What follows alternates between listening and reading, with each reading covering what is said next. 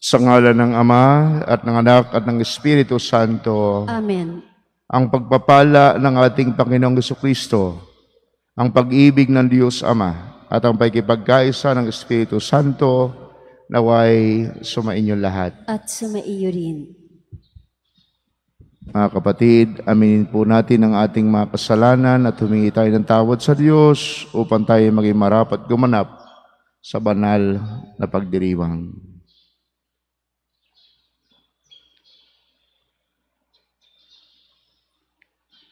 Inaamin ko Sa makapangyarihan Diyos at sa inyong mga kapatid, na lubha akong nagkasala sa isip, sa salita at sa gawa, at sa aking pagkukulang.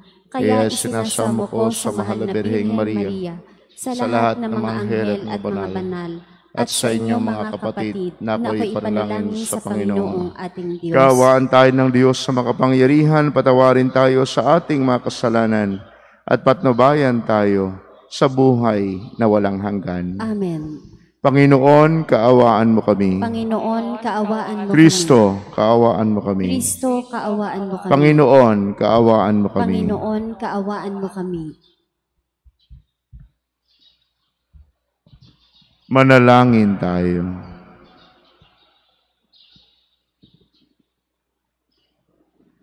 Ama naming makapangyarihan, silayan nawa ng iyong dakilang pag-ibig ang aming kalooban upang kami ay makabagtas sa dilim ng daigdig at makasapit sa liwanag sa iyong piling sa pamamagitan ni Jesucristo kasama ng Espiritu Santo, Diyos magpasawalang hanggan. Amen.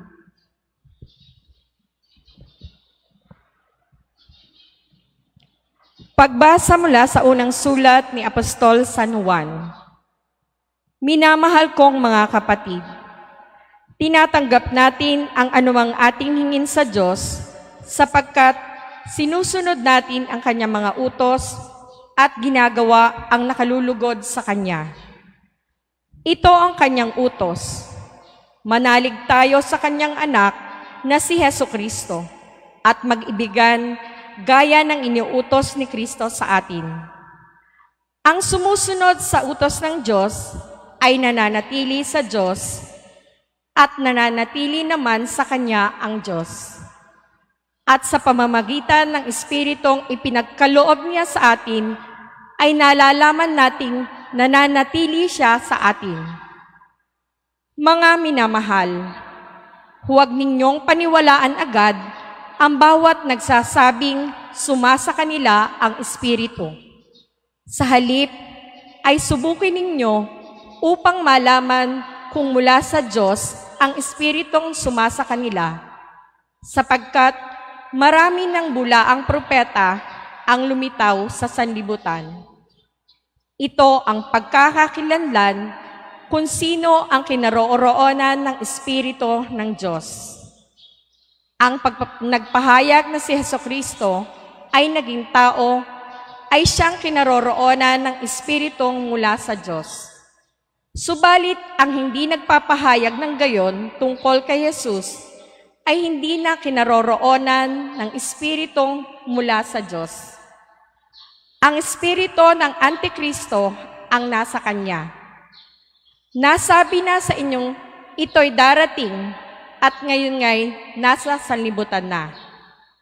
Mga anak, kayo'y sa Diyos at pinagtagumpayan ninyo ang mga bulaang propeta, sapagkat ang Espiritong nasa inyo ay makapangyarihan kaysa Espiritong nasa may makasanlibutan.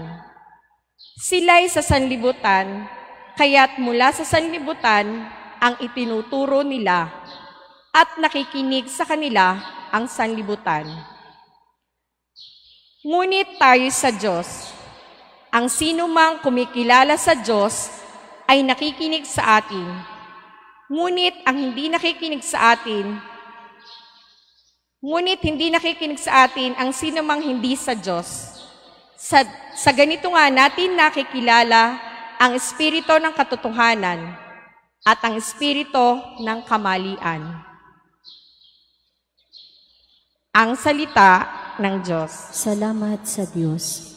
Salmong Tugunan. Buong daigdig na ito ay ibibigay ko sa iyo. Buong daigdig na ito ay ibibigay ko sa iyo. Ganito ang sabi ng lingkod ng poon na hari sa Sion. Aking ihahayag ang ipinag-uutos nitong Panginoon. Ikaw ang anak kong pinakamamahal, at magmula ngayon, ako namang ito ang giliw mong ama sa habang panahon. Hingin mo sa akin ang lahat ng bansa at ibibigay ko. Anumang narito sa buong daigdig ay magiging iyo. Buong daigdig na ito ay ibibigay ko sa iyo. Kayong mga hari at tagapamuno sa lahat ng bansa, mag-ingat kayo at magpakabuti sa pamamahala. Ang Panginoong Diyos, inyong paglingkurat, katakutang lubha. Buong daigdig na ito ay ibibigay ko sa iyo.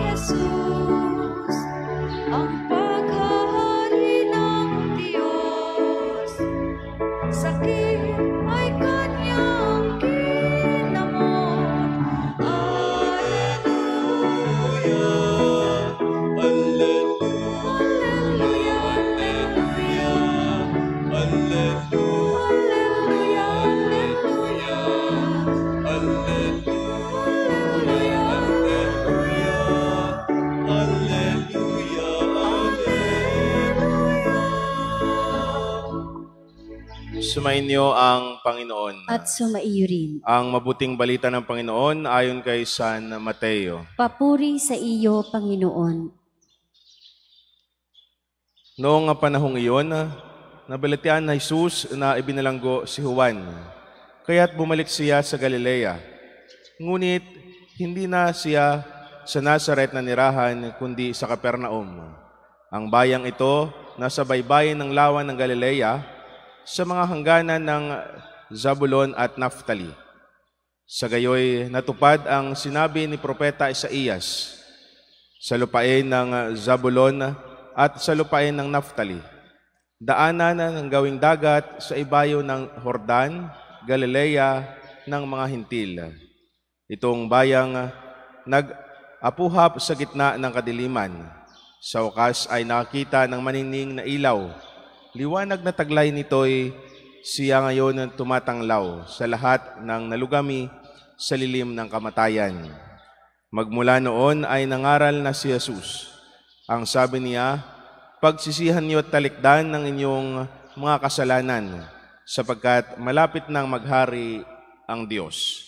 Nilibot ni Jesus ang buong Galilea, nagturo sa mga sinagoga at pinangaral ang mabuting balita tungkol sa paghahari ng Diyos. Pinagaling din niya ang mga tao sa kanila mga sakit at karamdaman. Siya'y nabantog sa buong Syria, kaya't dinadala sa kanya ang lahat ng mga may sakit at mga pinahirapan ng iba't ibang karamdaman, mga inaialihan ng mga demonyo, mga hinimatay, mga paralitiko. Silang lahat ay kanyang pinagaling, at sinundan siya ng napakaraming tao buhat sa Galilea, Decapolis, Jerusalem, Judea, at maging sa ibayo ng Jordan. Ang mabuting balita ng Panginoon. Pinupuri ka namin, Panginoong Hesukristo. Magandang umaga po sa inyong lahat.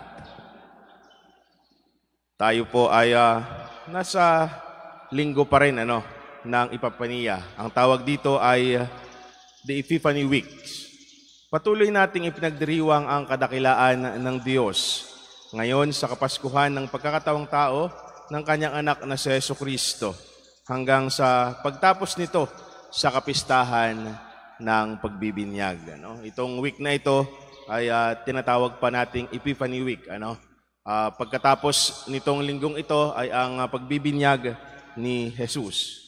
Ngunit kung titingnan natin ang Ebanghelyo, hindi na ito tungkol sa pagsilang o kaya sa pagiging bata o sanggol, kundi ito ay ang pampublikanong ministeryo ng ating Panginoong Hesukristo. Subalit, may kaugnayan ito sa Pasko ng Epipaniya sapagkat ipinapakita dito ang katuparan ng plano ng Diyos na mangaral si Kristo at gumawa ng iba't ibang kababalaghan. Ang Ebanghelyo ngayon ay ang pasimula ng ministeryo ni Jesus sa Galilea. Una niyang ipinahayag ang pagbabalik loob sapagkat narito na ang kaharian ng Diyos. Ito ay tumutukoy sa mabuting balita tungkol sa paghahari ng Diyos sa ating buhay, na dapat ang maghari sa atin ay kapayapaan, katarungan, at pag-ibig. Kaya si Jesus ay ang liwanag ng mundo na nagpapalibot sa bayang naninirahan sa kadiliman. Tunay nga sinabi sa atin na si Jesus ang ilaw. Kahapon lamang ay narinig natin, sino ba ang sinundan ng mga pantas? Ano ba ang kanilang naging giya para matagpuan si Jesus, ang ilaw na nagniningning? Kaya nga naman, ipinapakita sa atin ng ating mabuting balita na si Jesus dapat ang ating sinusundan. Nang sa ganon makita natin ang liwanag, hindi tayo tumigil sa kadiliman. Ang ilaw ng pagsilang ni Kristo ang siyang naging ilaw ng kanyang pakikipamayan sa buhay ng tao upang turuan ito tungkol sa paghahari ng Ama. Kaya si Jesus ay nangaral tungkol sa kanyang Ama at gumawa ng mga kababalaghan sa pagpapagaling ng mga may sakit, sa pagpapalayas ng mga demonyo sa mga inaalihan nito. Kaya ito ang kaharian na nais ipakita ng Panginoon, na kung saan naroon ang pagmamahalan, pagiging mapayapa at matuwid sa pamumuhay. Kaya si San Juan Apostol sa unang pagbasa ay naghikayat sa atin na magmahalan at manalig kay Kristo upang hindi tayo kailanman maligaw ng landas. Kung tayo'y kay Kristo, kailanman hindi tayo magagapi ng ating mga kaaway. Kung tayo'y nakatuon sa tunay na ilaw, kailanman hindi tayo dadaan sa kadiliman. At ang ilaw na iyan ay si Jesus. Tayo ngayon ay bumabalik na sa kanya-kanyang trabaho o ordinaryong gawain sapagkat natapos na tayo sa ating Pasko, sa ating bakasyon. Ngunit patuloy nating isinasariwa ang diwa ng Kapaskuhan sa pagdaan ng liwanag ng Panginoon at pamumuhay ayon sa turo at aral niya. Nawa sana yung ating paghahanda, pag-celebrate ng Pasko, pagkakita kay Jesus, ang siyang maging daan sa atin na magkaroon na tayo ng focus, magkaroon na tayo ng tunay at tapat na daan na si Jesus na lamang ang nakasentro sa ating puso't isipan. Ipinapakita na sa atin, malapit na, nalalapit na ang paghahari ng Diyos. Talikdan natin ang ating mga kasalanan. Nawa sana itong araw na ito, Lunes, ay magsilbing isang daan para matapos natin itong linggo o ang buwan na ito na maging mapayapa. Naroon yung pagmamahal, naroon yung intensyon na sana ilapit pa natin ang ating sarili sa Diyos. Inaanyayahan tayo ng ating mabuting balita na sundan ang liwanag na taglay ni Jesus. Muli, isang magandang umaga po sa inyong lahat.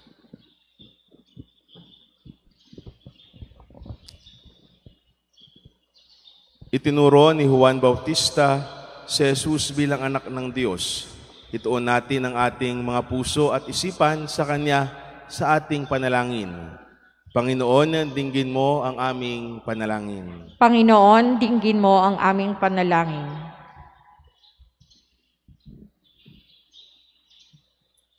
ang mga pinuno at kasapi ng simbahan. Naway maging masigasig na ipahayag si Jesus sa mga tao sa pamamagitan ng kanilang paglilingkod na hindi inuuna ang sarili. Manalangin tayo sa Panginoon. Panginoon, dinggin mo ang aming panalangin. Ang mga nanunungkulan sa pamahalaan, naway hindi maghangad ng pansariling pakinabang, kundi maglingkod sa abot ng kanilang makakaya para sa kapakanan ng bayan. Manalangin tayo sa Panginoon. Panginoon, dinggin mo ang aming panalangin. Ang mga magulang, naway maunawaan na sa pamamagitan ng pagtuturo nila ng pananampalataya sa kanilang mga anak, ay natutupad nila ang kanilang natatanging misyon na akayin ang mga tao patungo kay Jesus. Manalangin tayo sa Panginoon. Panginoon, dinggin mo ang aming panalangin. Ang lahat ng may karamdaman at nagdurusa, naway makabatid na sila ay mahalaga sa mga mata ng Diyos at sila ay kinakalinga niya. Manalangin tayo sa Panginoon. Panginoon, dinggin mo ang aming panalangin.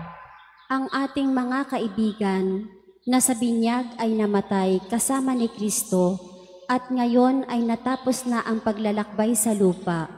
Naway makabahagi sa kapangyarihan at kaluwalhatian ng kanyang muling pagkabuhay. Manalangin tayo sa Panginoon. Panginoon, dinggin mo ang aming panalangin.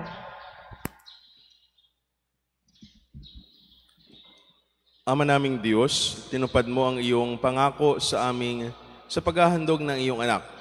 Ipagkaloob mo sa amin ang biyayang maging tapat na mga saksi ng kanyang pagdating. Idinadalangin namin ito sa pamamagitan ni Kristo, aming Panginoon. Amen. Amen.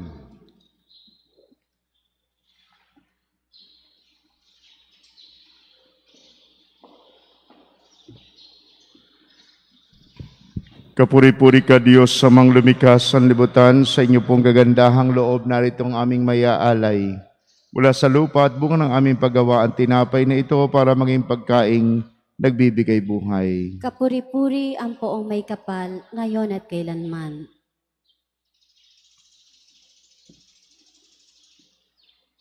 Kapuri-puri ka Diyos sa mga lumikha sa libutan, sa inyo pong kagandahang loob naritong aming mayaalay.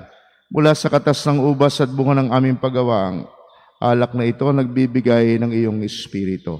Kapuri-puri ang poong may kapal, ngayon at kailanman.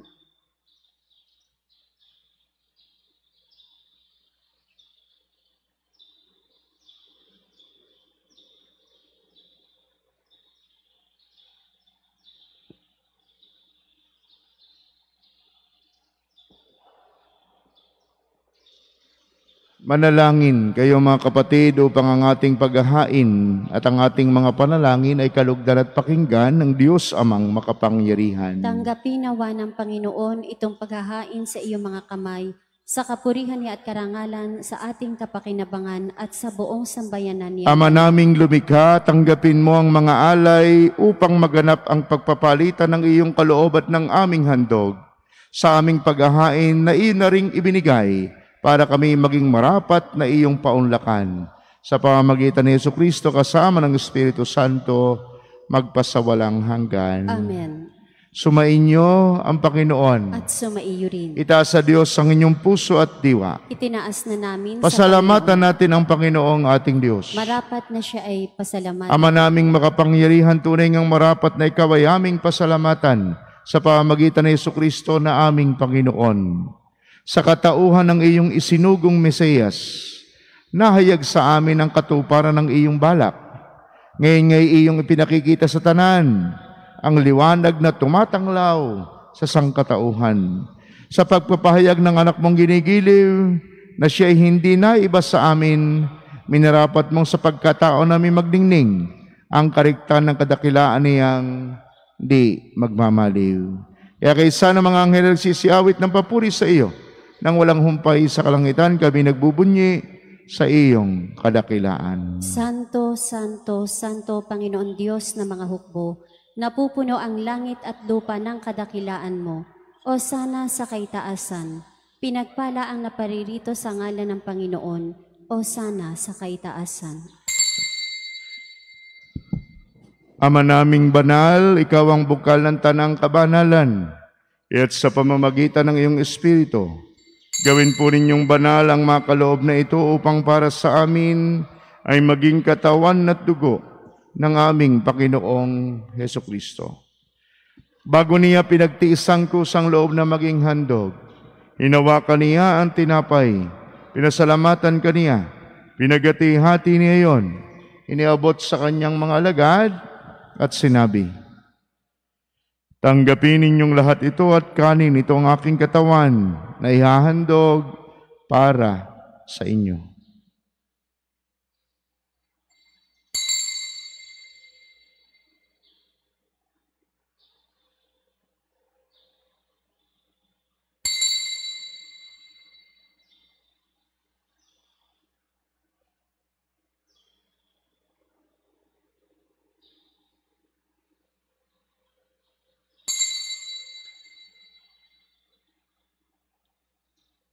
Gayun din naman nung matapos ang hapunan, hinawakan niya ang kalis, muli kaniyang pinasalamatan. Iniabot niya ang kalis sa kanyang mga alagad at sinabi, "Tanggapin ninyong lahat ito at inumin. Ito ang kalis ng aking dugo ng bago at walang hanggan tipan. Ang aking dugo na ibubuhos para sa inyo at para sa lahat. Sa ikapagpapatawad ng mga kasalanan, gawin ninyo ito sa pag-alaala sa akin."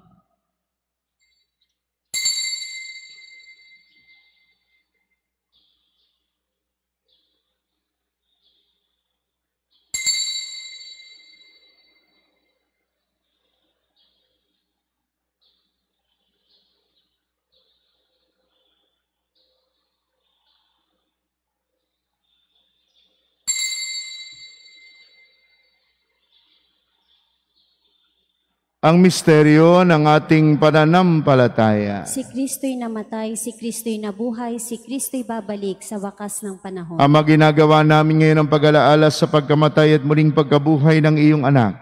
At iniaalay namin sa iyo ang tinapay na nagbibigay buhay at ang kalis na nagkakaloob ng kaligtasan.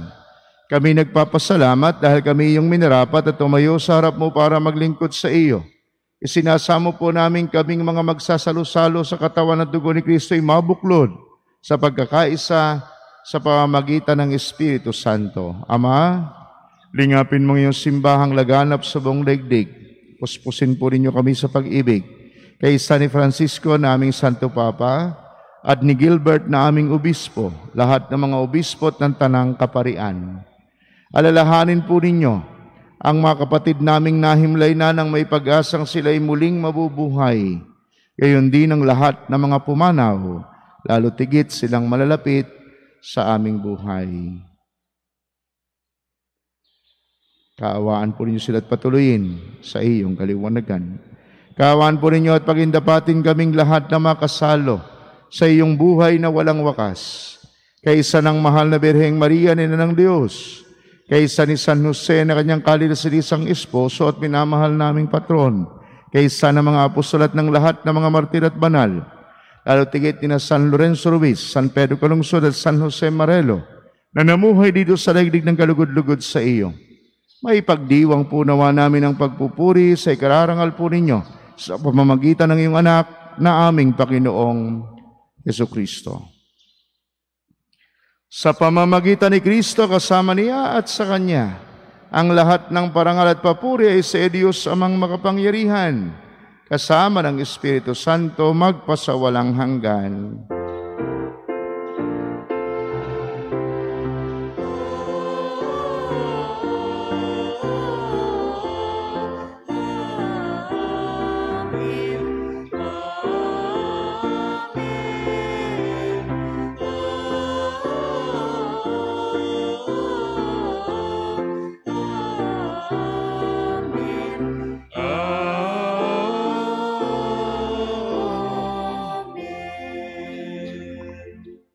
Sa tagubilin ng mga nakagaling na utos at turo ni Jesus sa Panginoon natin at Diyos, ipahayag natin ang lakas loob.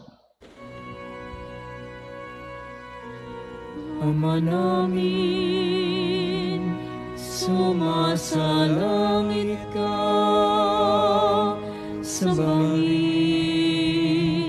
ang ngalan mo. mapasa amin ang kaharian mo. Sundin ang loob mo dito sa lupa para nang sa langit. Bigyan mo kami ngayon ang aming kakanin sa araw-araw.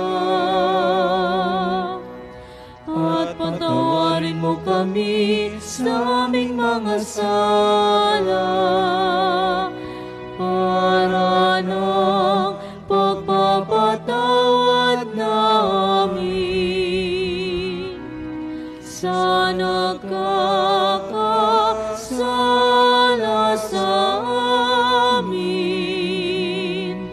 At huwag mo kaming ipahintulot sa tukso at iadya mo kami sa lahat ng masama.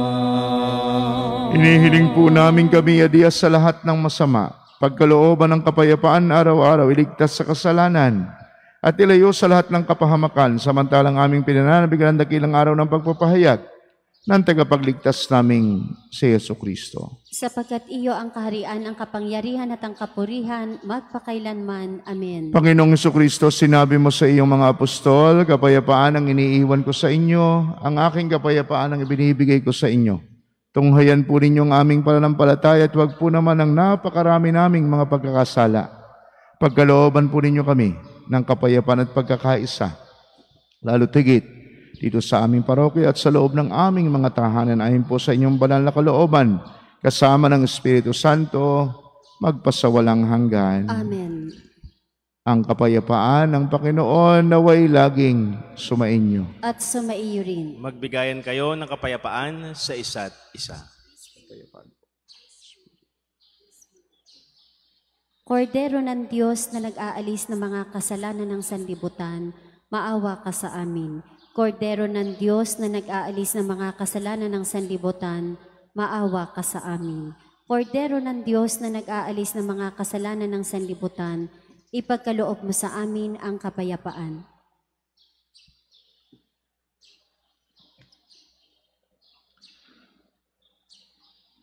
Narito si Jesus, ang Diyos ng awa at pag-ibig. Siyang Diyos sa sumasa atin, malapit sa ating piling. Mapapalad kayong manakikibahagi sa kanyang banal na piging. Panginoon, hindi ako karapat-dapat na magpatuloy sa iyo, ngunit sa isang salita mo lamang ay gagaling na ako. Ang katawan ni Kristo. Amen.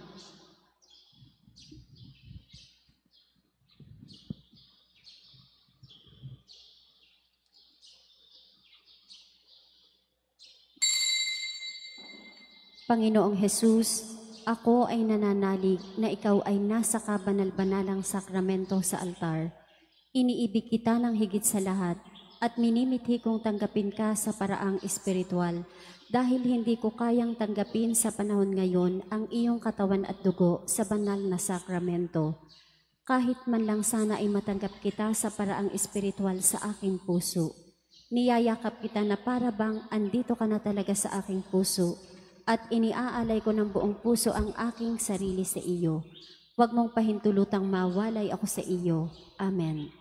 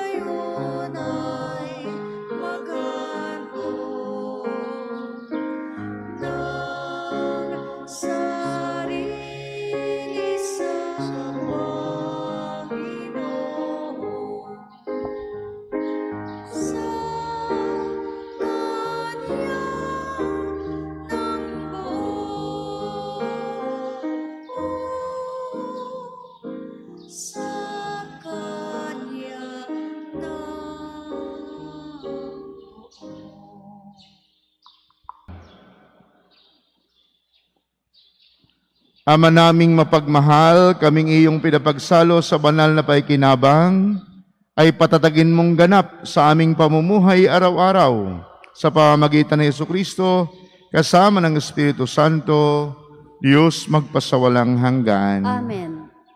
Sumainyo ang Panginoon. At sumaiyo rin. Pagpalain po kayo at ingatan kasama ang inyong mga pamilya at mga mahal sa buhay ng ating makapangyarihan, mapagmahal at maawaing Diyos, Ama at Anak at Espiritu Santo. Amen. Ang ating banal na misa ay naialay na, humayong taglay ang kapayapaan upang ang Panginoon na mahalin at paglingkuran. Salamat sa Diyos.